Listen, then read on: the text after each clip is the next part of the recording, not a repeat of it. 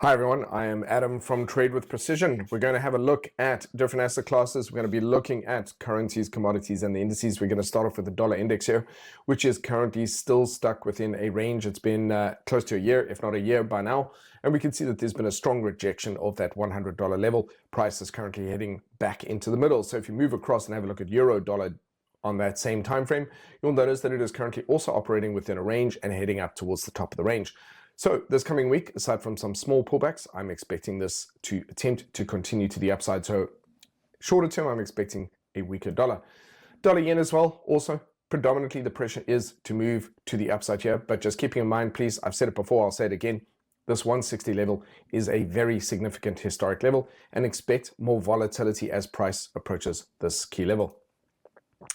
Here I am looking at gold as well. I've gone down to the 4-hour time frame as well, having a look here just to identify some of these levels. There's quite a few levels here. It's a little bit noisy here, but the one I'm going to focus on for now is going to be this $4,800 level. And I'm looking to see if we do get a bit of a break up through that. If we do, there'll be a clean run up to $5,000. But I'm noticing a little bit of divergence starting to creep in here. So, and a little bit of weakness in the price action. It may fail to break through that level, but that is what I'm looking for. If it does strengthen again during the week and then break up, there could be a very nice ascending triangle or bullish breakout pattern building up here. Moving across and having a look at silver. So far, also again, lots of little levels in here, a little bit messy consolidation going on the 4-hour here as well, but also I expect that it's the path of least resistance for now appears to be heading up towards that $78 level. Let's have a look at crude oil. So crude oil, again, I've come down to the 4-hour here because we can see it is currently stuck between $102 and $92.50. So shorter term, I expect it to come back down and test this 92.50 level, and then we'll see if this level holds or if it takes another move back up to the 102 level. Moving on to the global indices, we are currently, this is a very awkward place where we are because we've had a very strong bullish response over the last week. We've closed really high, but now what's happening is we're getting to this point of, do we have a lower high on the daily and then resume the downtrend, or do we continue up? Now, I would say from the weekly and the monthly, this is particularly bullish, and I would say that the odds lie in favor of the bulls. However, we're not there yet. I'd like to see this level of resistance at 48,361 broken, and I'd like to see price continue up. Now, what we might see before then is price pulls back into the moving averages and takes another run at that level. And if that is the case this week, this coming week, I'm not sure yet whether it will close above that level by the end of the week. We'll have to see. And actually, this applies to the S&P as well. You can see the S&P did manage to close above this 6,750 level. I'd like to see it come back down and test this for support and then continue up by the end of the week.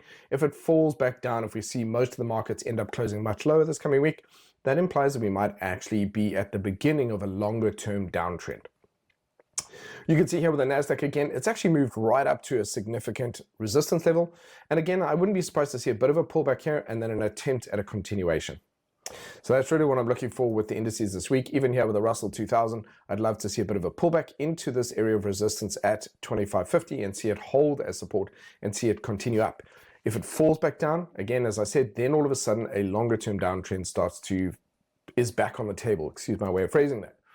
Looking here at the FTSE, for example, which had one of the strongest recoveries, strongest bounces here, it looks incredibly good. And again, here it makes sense for us. We've had a big move up. It makes sense for price to come back down and test this 10,400 level, find support in that area, and then continue the trend to the upside. Euro stocks quickly as well, similar, very, very strong response. So far, the monthly looks incredibly strong and healthy. The weekly looks all right. We're back up above that 50. We don't really have an uptrend either way. And even though we did break below the lows here, this level of support and resistance held. And therefore, I think that the upside potential is equally good. And then finally, just wrapping up with Bitcoin, which is still stuck within its local range. And so the real question here is it going to be able to sustain a very gentle weak uptrend, or we're going to see it head back down towards the bottom of the range at this time. Key thing is, as you know, with the US dollar index as well as euro dollars, that we're not out of the range until we are out of the range, and we're not out of it yet. There we go, ladies and gentlemen. Have a great week.